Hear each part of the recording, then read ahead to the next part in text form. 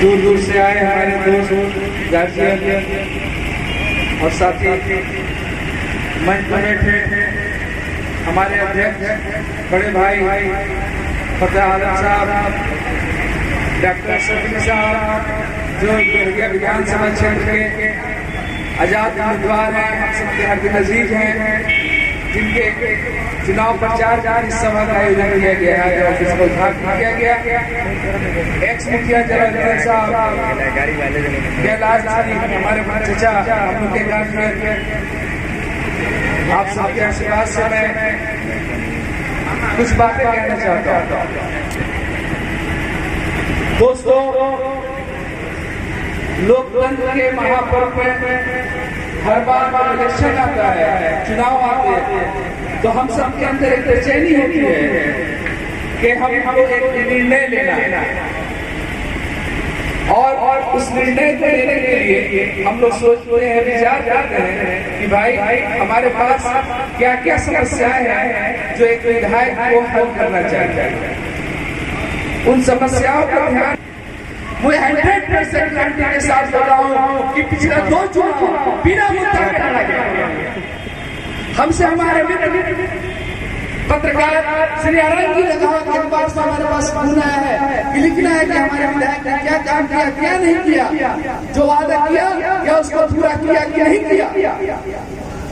हमसे इन्होंने ये सवाल किया कि बताइए कि आपके विधायक जी ने कौन सा वादा पूरा किया। हमने कहा कि श्रीमान, हमारे विधायक जी ने किसी इलेक्शन में कोई वादा ही नहीं किया तो पूरा कैसे करेंगे। हम लोगों को सेंटिमेंटल बनाया जाता है, पागल बनाया जाता है और हम लोग अपना सेंटिमेंट में बहाव में आके जात पात के नाम पे, धर्म के नाम पे जो धर्म आजादी के बाद से लगातार खत्म में आ जाता है, हर बार इलेक्शन में खत्म में आता है। आज तक उस धर्म का कुछ नहीं बिगड़ा, बिगड़ता है तो हम लोगों का बिगड़ता।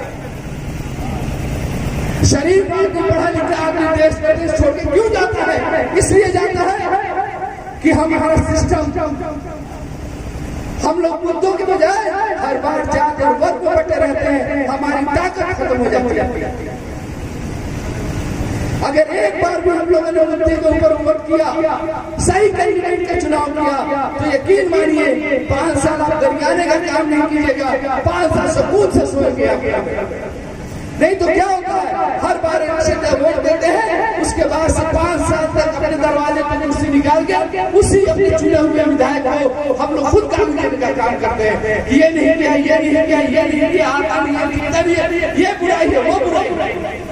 आज जब इलेक्शन आता है तो उसी कैंडिडेट के बारे में ये किया, वो किया, ये अच्छा, वो अच्छा, ये अच्छा, उसका हम लोग बखान कर देते हैं। लेकिन दिल से पूछे, अपने बच्चों के लिए पूछे, क्या परिवर्तन करने की जरूरत है कि नहीं है?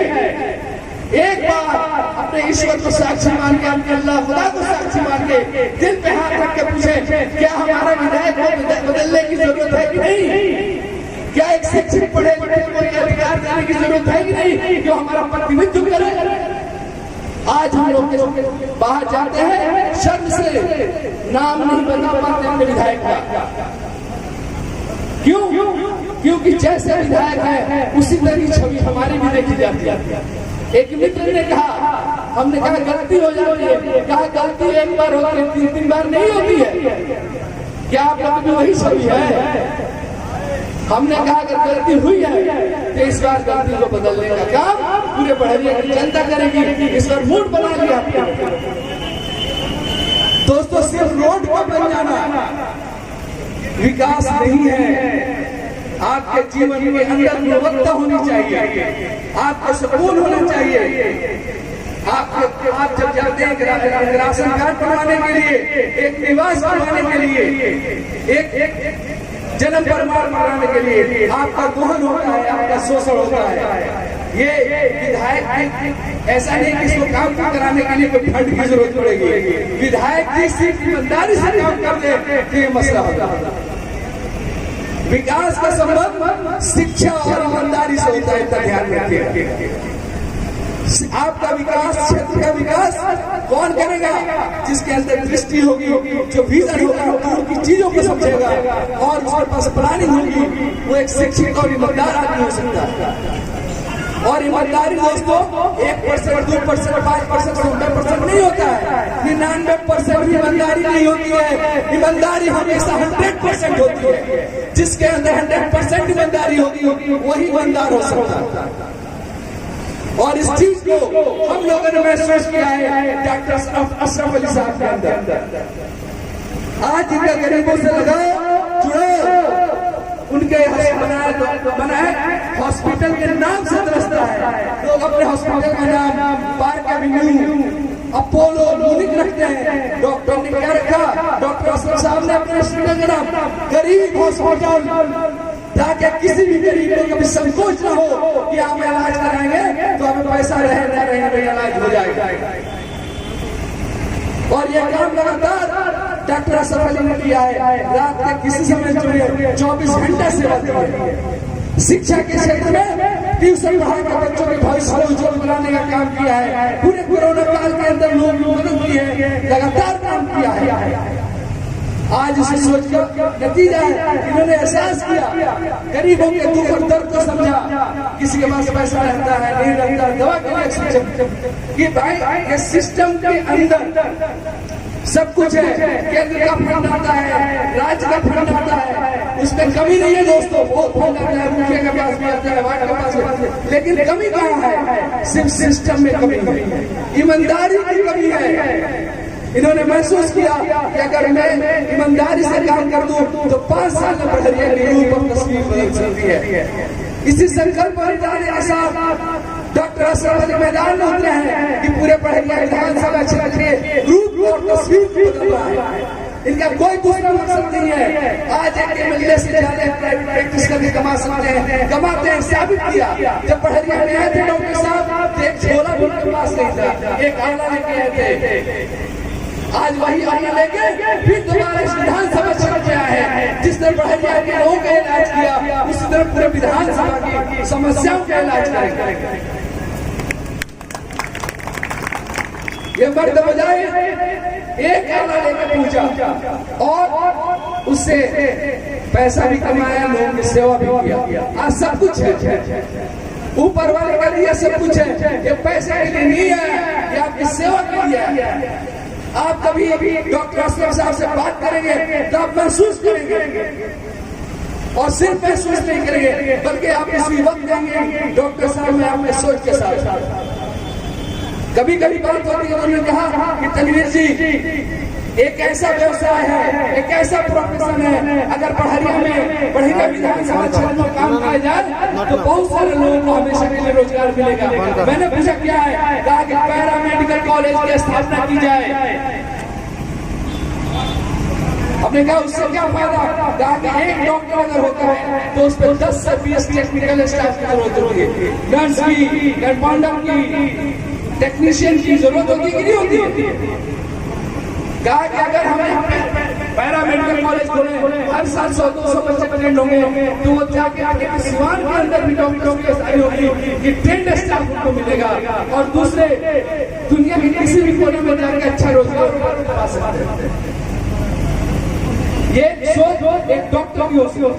और फिर उन्होंने कहा ये एक ऐसा क्षेत्र है जिसमें कभी मंदी नहीं आती है, चाहे इमरजेंसी हो, चाहे लड़ाई लगे, युद्ध का संभावना हो या कोरोना की काल हो, मेडिकल लाइन में कभी मंदी नहीं आती है। जो बच्चे ट्रेन होंगे वो बच्चों को रोजगार मिलेगा।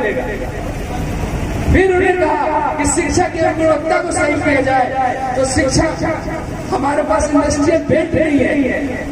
हम लोग अगर इंडस्ट्री की मांग कर रहे हैं तो हमें बहुत बड़ी इंडस्ट्री नहीं लगा सकते, सच्चाई। अब मैं कहता हूँ, जब मैं पढ़रिया क्षेत्र और सिवान जिला, सिवान भोपाल का क्षेत्र घूमता हूँ तो मैं अपने दोस्तों के साथ बोलता हूँ कि सिवान भोपाल का क्षेत्र जो है हिंदुस्तान का नीदरलैंड है। क्यों बोलता हूँ? हिंदुस्तान का नीदरलैंड की इकोनॉमी आपको समझनी पड़ेगी। नीदरलैंड की सिर्फ एक कंपनी है जिसका आप लोग नाम जानते हैं, फिलिप्स, और बाकी जितनी कंपनी है वो सेवा कंपनी, सर्विस सेक्टर कंपनीज है। एक और कंपनी है वहाँ पे गेहो, जो कि थर्मल पावर के अंदर पंप का काम करती है। बाकी पूरा क्षेत्र कृषि डेयरी पे आधारित है। हमारे ये क्षेत्र में कृषि और डेयरी और मछली पालन का क्षेत्र है। इस क्षेत्र में एक चैन सिस्टम की जरूरत है, एक चैन स्टोरेज की जरूरत है। ये सोच किसकी हो सकती है?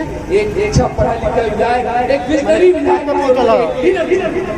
लीडर वो होता है जो आगे चल के रास्ता दिखाए, लोगों को रास्ते विजन दे। लीडर बनने का नाम नहीं होता है।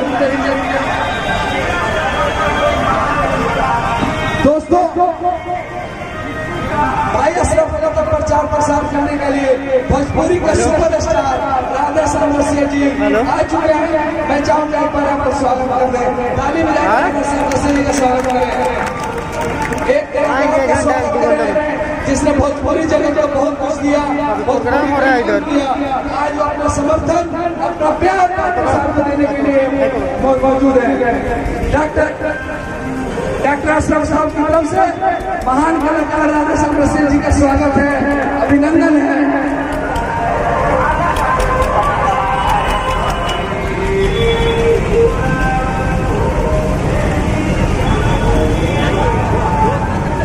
दोस्तों, सब लोग अपने सीट पर बैठ जाए।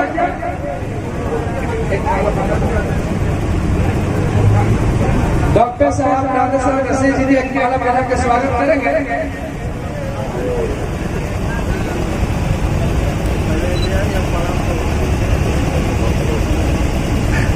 स्वागत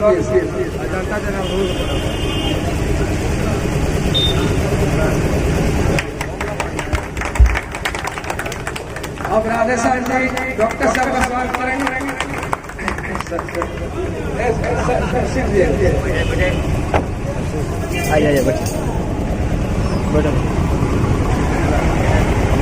दोस्तों, मैं बोल रहा था कि डॉक्टर अशरफ अली के विचार क्या है, किस मकसद से यहाँ पर आए हुए हैं, इनकी नीयत साफ है।